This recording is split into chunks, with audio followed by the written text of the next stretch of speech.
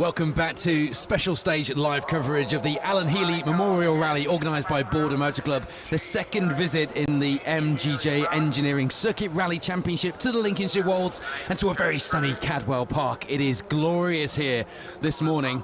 But I tell you what, we've got a new bit of stage layout to try this morning. You don't often hear that here at Cadwell Park because there is so few areas of the venue that you can use in different ways. So Border Motor Club have been really creative. Not only have we got 6 different layouts for our 9 stages making up the 45 stage miles of today, but right now you're going to see a bit of stage never used before on these rallies. Fair play to Mick Brown and the team here at Cadwell Park, and also to the Border Motor Club team, because this bit of link road between the grandstand section and the assembly area is going to lead to some really nice handbrake turns. I've just got a feeling.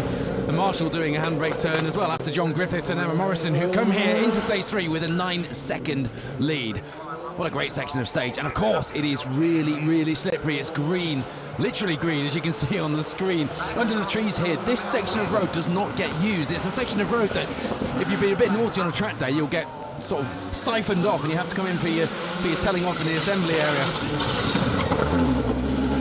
I wanted to use this bit of road for a lot of time for these circuit rallies, and I'm delighted it's being used. Mark Kelly, Neil Coleman, 2021 circuit rally champions. Again, you're going to have to use the handbrake here. There's no half measures. Saw John Savage from Border Motor Club. He was in Blair's van, to be fair, so I do let him off, but there was no handbrake action going on there. It was like a 4-point turn. So you really do need to throw the cars in and use the weight of the car, the weight transfer to get that back end round. Michael Igo, beautifully done. He's currently in 5th place at the moment. And if you go to results.djames.org.uk, you can get those results live as they come through for yourself. I mentioned the William Moore in his Clio was up in 3rd place earlier. It wasn't errant time. He'll get a stage maximum for that. Paul Murrow, Callum Cross going well here today. 4th place so far. 6 seconds behind Ollie O'Donovan and Ashley Morris in the i20 Hyundai R5. It's almost a tribute to Ken Block, isn't it, putting this hairpin in the middle of the rally here at Cadwell Park. So just like the first couple of stages, our competitors are flying off the start line at Charlie's exit. They're heading the wrong way down the circuit, down Coppice, through the chicane.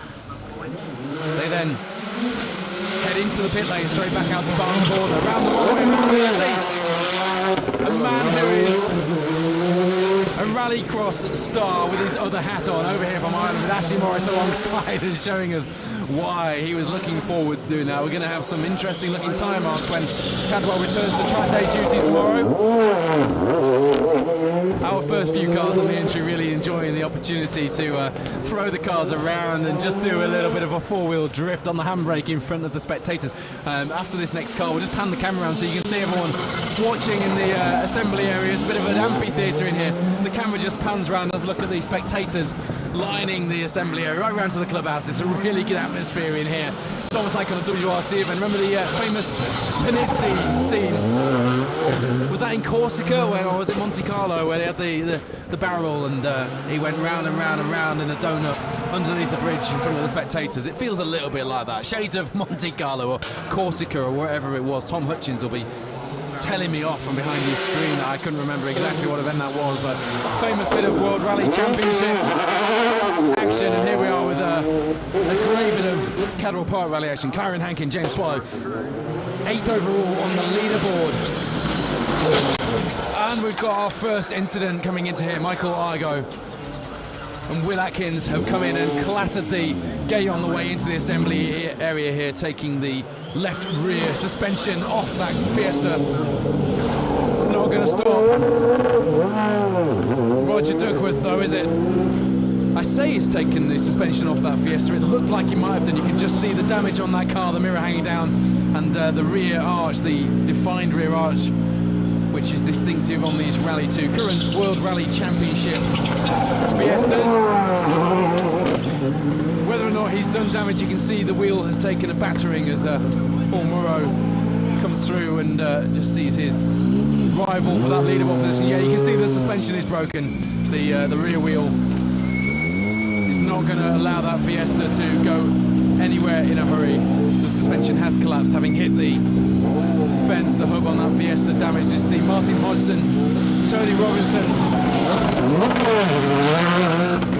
just struggling to get the car turned. No struggle for Molly O'Donovan and Ashley Morris though. Luckily for the Cadwell Park circuit staff, it does look like it's the stage furniture and not the fence post itself that Igo has taken out. The British GT star, the Lamborghini driver, just getting used to these circuit rallies and coming here brimming with confidence, of course, after his victory at Donington Park. But this is tight and twisty. There's a lot more to do inside that car than there was at Donington Park, and it has got the better of the Ford driver as things stand. Steve Hill, Hal Ridge in the Mitsubishi Lancer Evo 5, struggling with the tight hairpin here. Some drivers will adopt that approach. They'll head down here and they'll just brake hard and just drive the chicane and the hairpin rather than getting on the handbrake.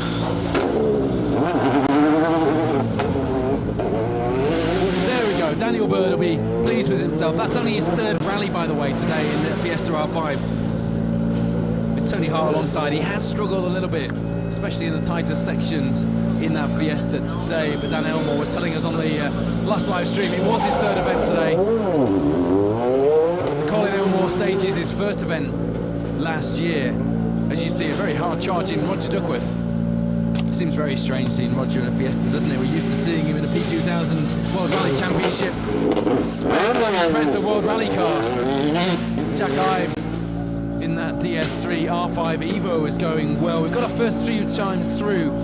Notably missing will be this Fiesta Rally 2 that you can see just waiting down here for the marshals to help see if they can get that car back to the service area. But at the moment the suspension has collapsed, having hit the gate post on the way into the assembly area.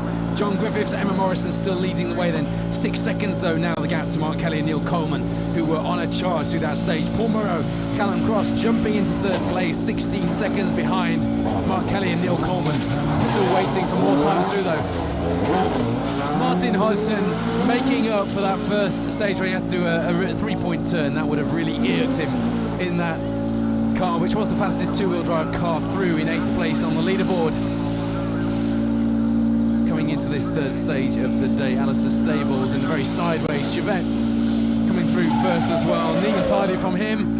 Paul Walker just does what no driver wants to do on a hairpin in front of the spectators. As you see, the Lotus XGs of Grey Inglis just threading his way around. What it's like to be in a nice, nimble, small sports car and be able to thread your way around a car that's stopped on the stage in front of you. See Michael Igo here just having a look at his damage on that Fiesta Rally 2. Stephen Sawley, Rob Johnson, nicely done. I mean, for a driver like Stephen, who's always sideways on these rallies, it's compulsory that you've got to go sideways when you're given such an opportunity as this. Just to remind you, if you're just tuning in, we're stage 3 now of the Alan Healy Memorial Rally at Cadwell Park. It's organised by Border Motor Club, and for the first time ever, we're using the link road between the mountain grandstand and the assembly area. It's slippery, it's tight, and as you can see from that amazing bit of driving there in the Darien GTR of James Garner and Jack Cuthill, you've got to go all in if you're going to put on a display down here and not lose too much time on this really tight hairpin. You've got to chuck that car in. Unfortunately for Michael Igo and Will Atkins, the winners at the last round in that Rally 2 Fiesta, former British GT driver Igo, you can see there, they went all in and didn't come all out. They work in the undergrowth. The marshals, Mark Johnson there of Border Motor Club, just retrieving parts of the car before it goes back to the service area. I think that will be game over. I think there'll be too much damage for the team to repair, but let's see. We've seen more amazing feats of engineering in these service areas over the years, haven't we? Very different approach there from Joseph Duffy and Aaron Brimblecombe, taking taking a nice wide line, just driving around. Alistair Stable doing the same thing now. Paul Sheard, though, was always going to go in here, hanging off that handbrake lever, wasn't he? Damage on the left-hand side of that Mazda MX-5. Leading Class B at the moment in that car, and taking a few battle scars in doing so. The Fiesta Rally 2 of Michael Igoe is switched off. It will be going no further, I'm fairly confident of that, after taking out the gate post in here. Sad to say, it would have been good to see that fight. He was 5th place coming into this stage. Sam Cox, Jack Cox alongside in the Renault Clio there. Nice and neat and tidy, getting on the lever, and always interesting in a front-wheel drive car. Just have a really quick word with Michael. Alicia's still smiling, not the best way to come down into the assembly area though. No, definitely not. Just maybe a little hot into the gateway there and lost the back of the car. So. But you've been entertaining today. You came in here hot the first time as well, and you come here with a win under your belt at Donington. It's been a really quick way into rallying for you because you haven't taken long to get up to speed. Yeah, no, it's we've been going all right this morning as well, but yeah, I think the tyres were going off, to be fair, but yeah, we just overcooked it into that one. Michael Igoe, who's still smiling and entertaining on the stages and happy to have a chat with us, having clattered the Fiesta Rally 2 into the furniture here on stage 3. Always good when a driver is happy to have a chat and give us their thoughts, despite being bitterly disappointed as he must be. Andrew Wishart, with Archie Wishart alongside number 22, flames popping from the exhaust of that Mark II Escort as he heads up the hill towards a hairpin left, back down the hill, past the front of the grandstands, just outside the toilet block at the mountain end of the service area, or paddock as you may know if you come to Cadwell Park for racing. Really interesting use of the venue here from the Borden Motor Club organisers. If you're going to go wide, you've got to take it steady. Joseph Duffy finding that out the hard way. And if you've got a car in front of you that's having a struggle in an area like this, you don't want to throw the car in. And Clive Hitchman and Jeremy Griffiths just had to back off coming into here, which slowed their assault on here as well. The spectators really gathering in here. The word must have got around that it's quite a dramatic place to stand. Steve Dolman, Julia Perry, who came 17th in Class C the last time they came here for the 2022 event, being caught by the other Mazda MX-5 of Paul Sheard, who somehow manages to go round the blue Mazda and not actually connect. Excellent driving by Paul, just to thread his way around there. So here's where, as we go through the entry, some of our drivers will be less used to using the handbrake and less confident as well. That's not something we should criticise them for. There's not a lot of chance to practice handbrake turns, is there, if you think about it? You come on a track day or you go to a test day, you can't exactly go handbrake turning around the paddock, so let's give them the benefit of the doubt on that basis. Matthew Thompson and Howard Pridmore in the BMW Compact. Having said that, doing a great job of hooking that rear end up nicely and then firing it off up the hill.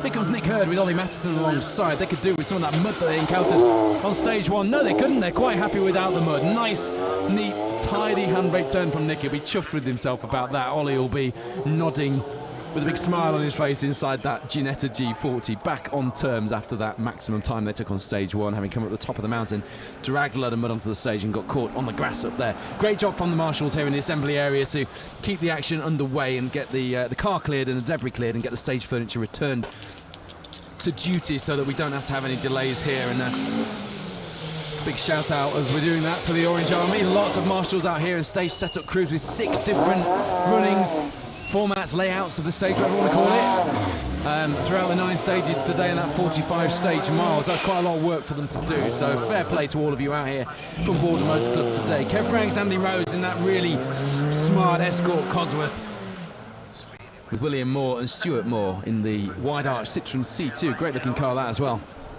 Just taking discretion as the better part of valour coming into the assembly area here. If you're just tuning in, this is live coverage of the penultimate round of the MGJ Engineering Circuit Rally Championship. It's a Winter Rally Championship. It's the second visit to Cadwell Park. Of course, the second round was that dramatic season finale at Cadwell with the fireworks.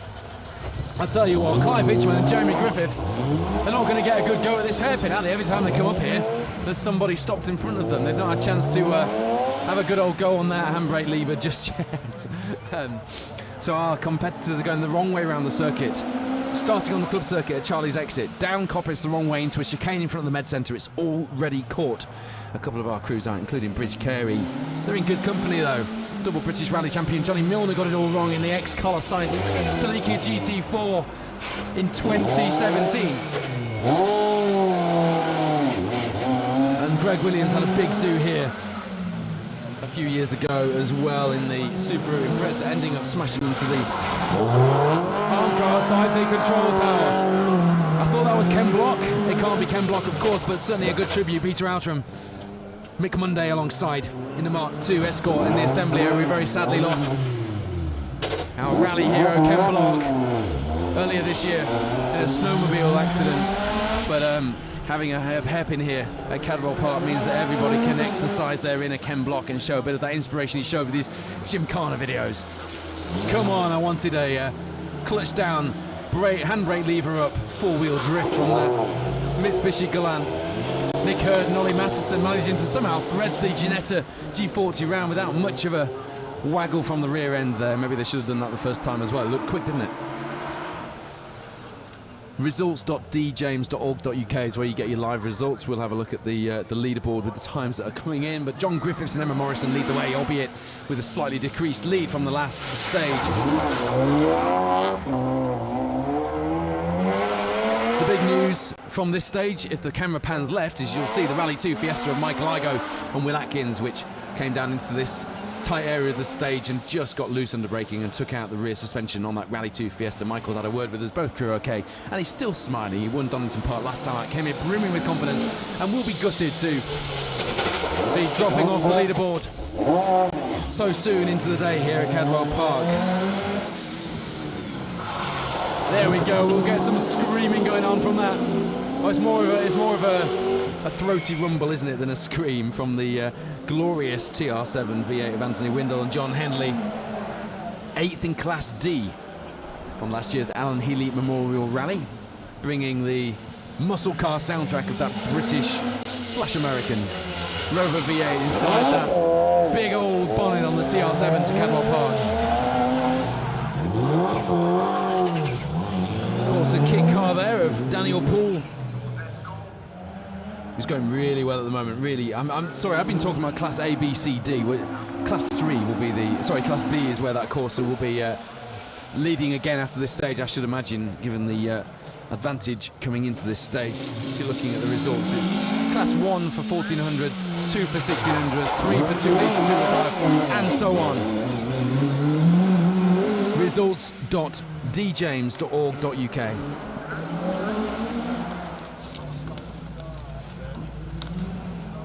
So our crews are coming the wrong way through Hall Bends up the hill, which is quite an exciting bit of stage to do. I've driven that in the safety car here, and it's exciting. Over the mountain, and then just before you go down the mountain, you're splitting right, a hairpin right into the section in front of the grandstands to bring you here to the hairpin in the assembly area. It's quite an exciting section of stage and a new way of doing it as well.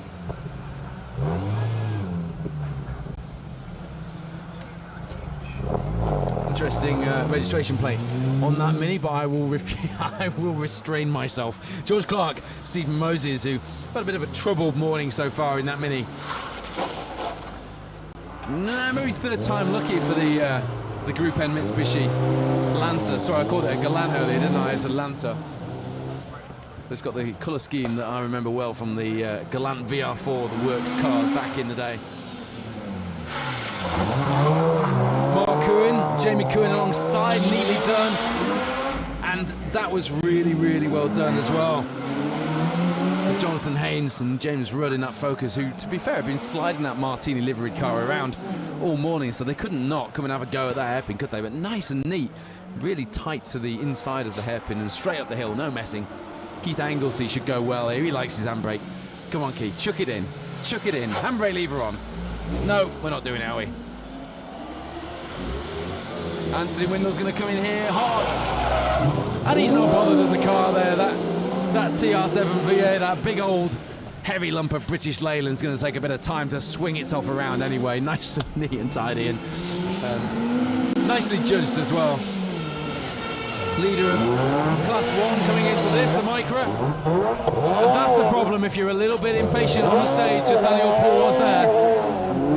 Push somebody into getting themselves out of your way, but on a tight section of stage like that, you're better just following them through. Oliver Howard and Simon Howard doing their best to get out of the way in the Micra, but in doing so, of course, the crew behind them ending up being held up probably more than they would have done if they'd have gone up the hill behind them. Got to use your head sometimes in this sport, but it's difficult when the red mist is there. Bill Rutledge, Alex Rutledge alongside, fourth in Class B, or Class 2 as it is today, last time here last year. Cars coming through at 30-second interval, so it's busy, isn't it? Lee Ryan, Paul Webster there, nice and neat and tidy as well. Let's see what James Toynton, ex-Mamby Motorplex man, does in that little Mini. We're on the lever, and that is beautifully done. Barely lost any times, didn't scrub any speed off, and didn't bog down, and got that thing fired back up the hill. It's a remarkable looking Mini, that, isn't it? It does have the remnants of an A-Series engine in there, albeit a fairly extreme 16-valve head, and that extended bonnet showing how the engine is sucking in its vitals.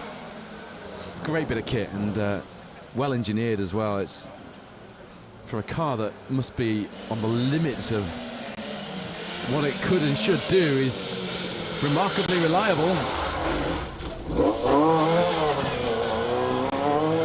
You can just tell that Ian Dove is enjoying himself, can't you? I'll tell you what, if you get it wrong the first time, but then you come in hot the second time and you sort that right out, like George Clark and Stephen Moses just did in that Mini, then I'm all about that. Great job from them.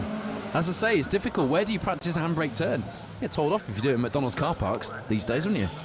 Not that you wouldn't back in the day, but producer Wayne is giving me a wry smile. I bet he practiced his in McDonald's car park. Michael Thornton, Philip Hewson going well in that Renault Clio today. Jonathan Haynes, bit of red mist trying to chase them down as Michael Igoe and Will Atkins try and get that Fiesta just at least patched together again so they can get it to the service area. They're not going to go much further on the stages, but it would be nice to get the thing recovered and not be stuck here all day. I think having to pull the bumper out of the way to get the boot open.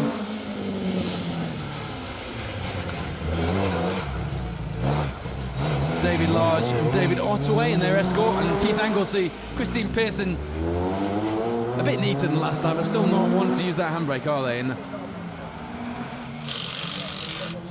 I must also mention the second logo you see on the screen today is actually Michael Igoe's company, who have thrown their hat in the ring sponsoring some of this live coverage along with Border Motor Club. Only right that he should get plenty of coverage on the stream, even if it is trying to fix the car. So they're just jacking the Fiesta up using the very advanced WRC jack. Colin Adams, Mandy Lovely flying over the hill in that BMW compact, as you see Bill Rutledge through once again in that Nova, enjoying himself, chucking that car into the assembly area here.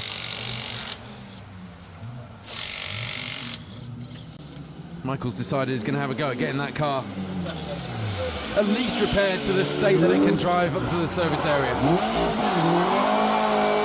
James Toynton in the Mini getting slotted on the inside of Sean and Tom Stanfield in their new BMW compact. Really good looking rally car, very well prepared with the Chandlers emblazoned down the side.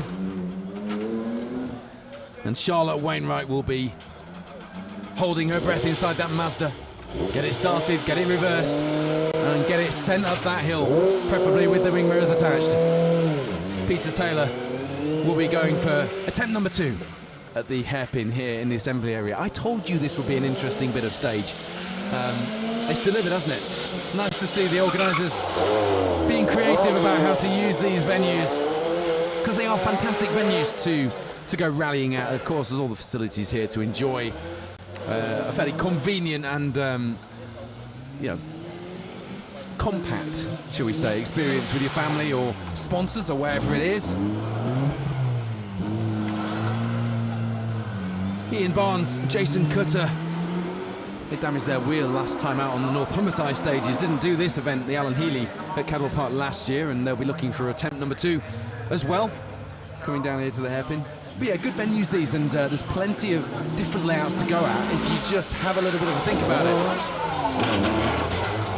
I do feel like, I was going to say, Robert Nutter, we've been robbed of seeing him fully sideways in the assembly area here. I do feel like that would have been a real Ken Block moment had he had a chance to go at that, but of course the Clio just ahead meant that was difficult for him to do, but these things happen. I'm looking forward to seeing that Toyota Corolla AE86 through here on the next run through. Dave Large, Dave Ottaway. Look like they've got better tyres on for stage 3. They were a bit squirmy in that Escort, weren't they, this morning, if you were tuned in. Nicely done by Colin Adams. I'll tell you what, those wing mirrors are not as cheap as they used to be. You can't find them in the scrapyard anymore for a 205 GTI, so I almost don't blame Martin Scully and John Leckenby for just taking things steady. They retired with a head gasket failure on that car here in November for the North Humberside stages, round 2 of the championship. This is round 7 of the championship. Mathematically speaking, it is sewn up by John Griffiths and Emma Morrison, who currently lead the way at the head of the field in this rally so far, with a 6-second advantage over Mark Kelly and Neil Coleman, the 2021 Circuit Rally champions. Steady away through this hairpin here from Jason Phillips. Zoe Phillips alongside.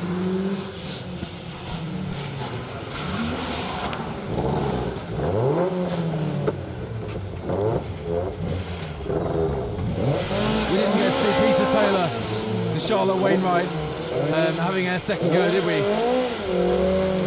It's the Vauxhall Corsa of James and David Palmer Smith just struggled a little bit with that. Sean and Tom Stanfield, again, just in that new car, getting used to it and not really wanting to throw it around, but there we go. Making up for all of that is that really good-looking Mark II Astra of Alan Ellis and Richard Ashton of Calder Rescue. Nicely done. Away to the rest of the stage. So the crews are splitting twice round the back of the club circuit before coming back down here. That's why you see them through 3 times. Davey Dalton's first event then in that Mazda RX-8, so I'm told, but a fair few battle scars down the side of it. Perhaps he's been using it for something else. How Robert Nutter kept that Toyota Corolla out of the tyres on the exit of this assembly area hairpin, perhaps only he will ever know. But he did, and not quite as comfortable with this hairpin as he was some of the ones earlier in the day, was he? Joseph Duffy, Aaron Brimblecombe, loads to Nice. As you see that fairly battered Escort of Guy Gittins, Linda Thomas. First event for him. Bent that car and the front wing on it in the first stage of the day, but going well since then. Yeah, that Lotus Elise looked slow through here, didn't it? But it made up some good time. 6 seconds the advantage at the moment in Class 2. Daniel Poole and Irving Halton were held up, you'll remember, having pressured the car in front into a bit of a mistake here in this hairpin. Maz Miller, Ian Davidson, leaving a bit of the reverse gear on the floor.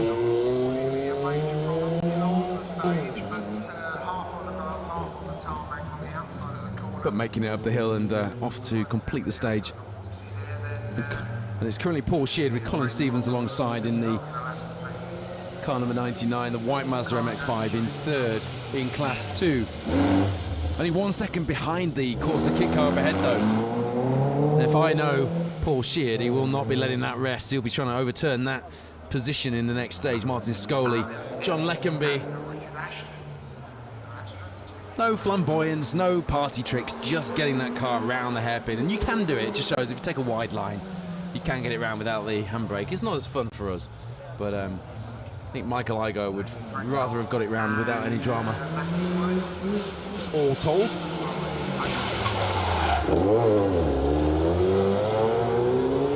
Class 3 then, Sam Cox and Jack Cox lead the way. From Lee Ryan and Paul Webster. Over half a minute the advantage there, but only 2 seconds back from them. Steve Dolman, Julia Perry in the Mazda MX-5. I'm looking for...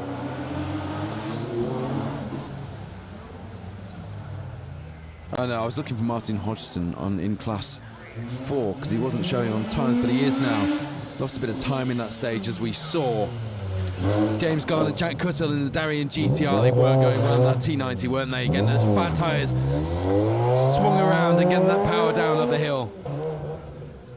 Told you this morning, it's ideal Darien weather. Stephen Sawley, Rob Johnson in the Escort second, Greg Inglis, Charlie Sayapay in the Exige in third place in class 4, Martin Hodgson, Tony Jones, who were the first two-wheel drive crew overall, dropping time through this stage, which means if you look on the overall leaderboard, you can do the same thing at results.djames.org.uk, by the way. The first of our two-wheel drive cars is indeed that Darien GTR T90. Going so well today of James Garner, Jack Cuttle. They're only a second behind the DS3 Citroen, that R5 Evo car of Jack Ives and David Reed in 8th place. Stephen Sawley, Rob Johnson, the second of our two-wheel drive cars inside the top 10, just in 10th place. And then Greg Inglis and Charlie Sayapay and Martin Hodgson behind them in 11th and 12th. So very much the battle of the two-wheel drive cars outside the top 10. And in fact, just looking at the difference, Stephen Sawley in that number 17 Escort that you saw through earlier on, very sideways as is customary for that pair. Running his identical time, only 2 seconds behind James Garner and Jack Cuttle in the Darien, but on an identical time to the Lotus Exige of Greg Inglis, Charlie Sayapay behind them, and only 5 seconds behind them, Martin Hodgson, Tony Jones, and 3 seconds behind after that, Alistair Stables, Neil Jones in the Chevette. So class 4 is really looking like giving us some battles to keep our eyes on as we go into the 4th stage of the day. 4 of 9 here at Cadwell Park. 6 different stage layouts, and in fact the next stage is identical to this, so we'll have another crack at this hairpin. We'll have some more handbrake action, some more Ken Block style Gymkhana action here at Cadwell Park. We'll be live with you in what time will the next stage be, producer Wayne? I'm just going to have a look so I can tell you exactly so you know how to plan your day if you're planning it around rallying like we are. Stage 4 will go live in half an hour, 12 o'clock. But I would imagine it will be brought forward because the organisers have managed to get some time back in the schedule so far. Some time in hand is always a nice thing to have, so stay tuned. We'll be back live in probably a matter of minutes here on the Special Stage Facebook page, on the YouTube, wherever you're watching, or on the Border Motor Club social media. It is the penultimate round of the MGJ Engineering Circuit Rally Championship. It's the Alan Healy Memorial Rally at Cadwell Park, and we'll be live again on Special Stage in just a few moments' time. Make sure you tune in. Thank you for joining us so far.